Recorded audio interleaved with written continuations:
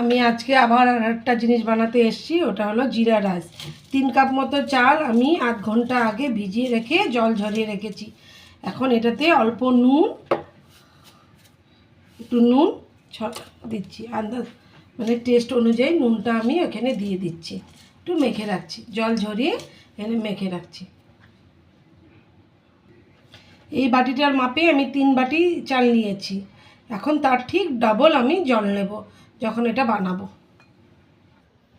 কড়াই গরম করে 2 চামচ মতন আমি ঘি দেব।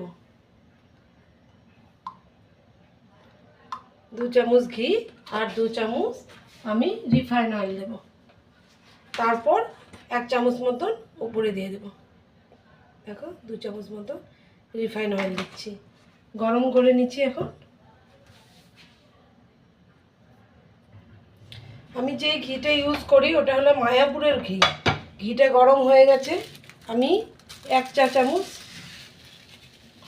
সাদা জিরে একটু ঘিতে ভেজে নিচ্ছি।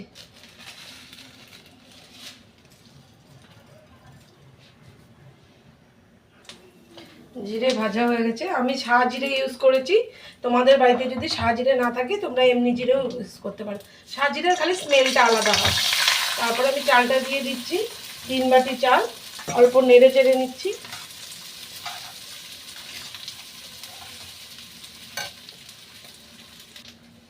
চালটা ভাজা হয়ে গেছে, আমি পুরো মেপে 6 বাটি, এ বাটিটা করে 6 বাটি জল নিয়েছি।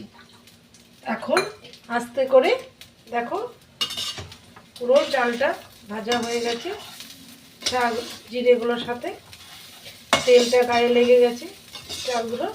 এখন আমি পুরো জলটা এখানে ঢেলে দিচ্ছি।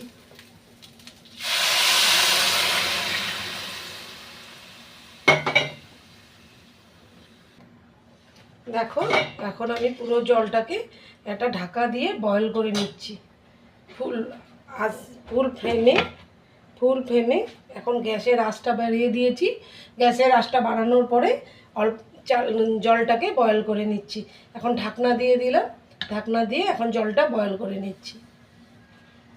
আর আমি তার সাথে হাফ লেবুও কেটে রেখেছি। যখন জলটা বয়েল হয়ে যাবে তার উপরে আমি অল্প লেবুটা দিয়ে দেব, যাতে ভাতটা ঝরঝরে হয়।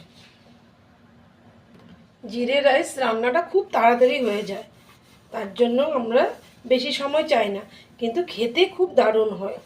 আজ তো স্পেশাল, তার জন্য জিরে রাইসটা বানানো হয়েছে। আজ মেয়ের এক্সাম শেষ, আমি আগেও বললাম যে আজকে আমার ছোটো মেয়ের এক্সাম শেষ।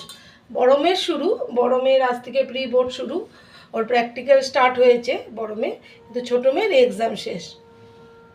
তাই স্পেশাল বানিয়েছি, জিরা রাইস বানিয়েছি আর চিকেন গ্রেভি বানিয়েছি, একটু রেস্টুরেন্ট স্টাইল। অল্প, পুরো বাড়ির মতন বানিয়ে নিই, অল্প হালকা রেস্টুরেন্ট স্টাইল বানিয়েছি, পুরোপুরি রেস্টুরেন্ট স্টাইল বানিয়ে নিই। আমি কড়াইতেই এখন এটা রেখে দিব, পরে যখন আমি ভাত দেবো ওদেরকে আমি গ্যাস বন্ধ করে ঢাকনাটা দিয়ে দিচ্ছি।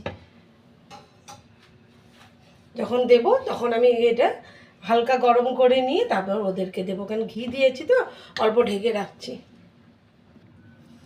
দেখো আমি কড়াই থেকে নামিয়ে একটা পাত্রতে রেখে দিচ্ছি।